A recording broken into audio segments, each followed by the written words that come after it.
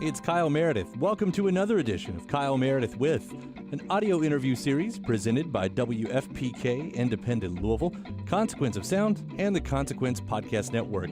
Today I get to talk with Hannah Joy from the band Middle Kids. I've got a new album called Lost Friends, and we discuss the multiple meanings of that title, as well as their big new single called Mistake, and how the 90s lent some inspiration to the song and album. It's Kyle Meredith with Middle Kids. Hey Kyle, how are you? I'm well. How are you?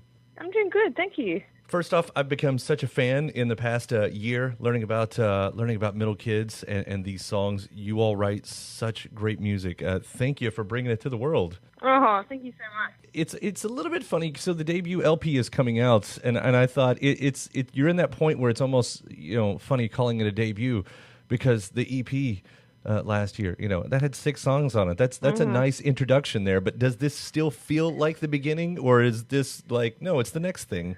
That's a good point. I think that we feel like it's the beginning in that we've loved being able to make an LP because it's got more space for more moments. Because the EP felt pretty condensed. We were just like, let's shove all this stuff in there. But with it, I think the LP feels like a nice, fully rounded body of work. So in that way, it feels kind of like a little bit of a beginning.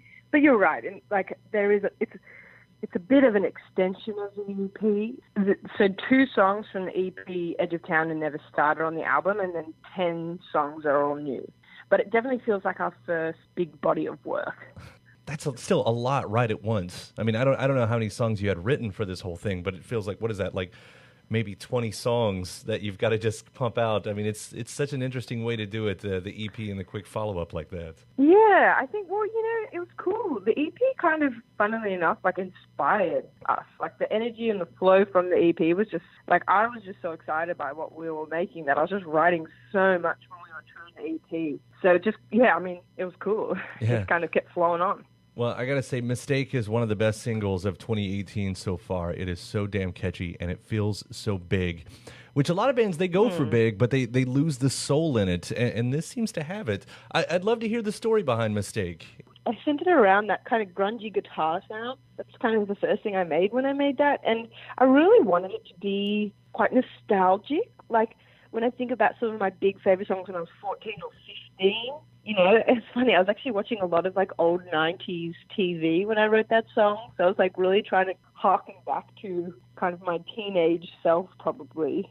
And then I think, the chorus really it was really about that letting go. It's like a big release. And I think the music really matches that in a cool way, because the whole song's about trying to let go of, the things that kind of haunt us or we feel ashamed of, and that finding that freedom of just like moving on. Looking at some of the other themes on the record too, the universal uniters of hope and love that you've written about. Your mind space you're talking about musically, especially like watching some 90s TVs. Were you trying to go for anything thematically on that side of things? I don't even know if it was intentional, but when I look at the album now, it's so clear that there are really strong themes of loss, but then also like, hope for growth and healing. I think that's a big thing in the album, is like, it's the experience of life in all of its like bits, it can be painful, but it's also really beautiful. So it's like, I think the whole album is a grapple with how do we like hold on to the beauty of life in amongst all the pain and confusion. I heard the song On My Knees, which is, I don't know, that's a pretty direct song, right? Yeah, that's kind of cool. I feel like, maybe it is. I think it's like, that's definitely, maybe the whole song is about kind of when life brings you to your knees, but then how you can get an interesting and important perspective and kind of a reacclimation with reality from that. Well, I know you guys have done a lot in a little bit of time. You've already got Will Arnett as a fan, I saw.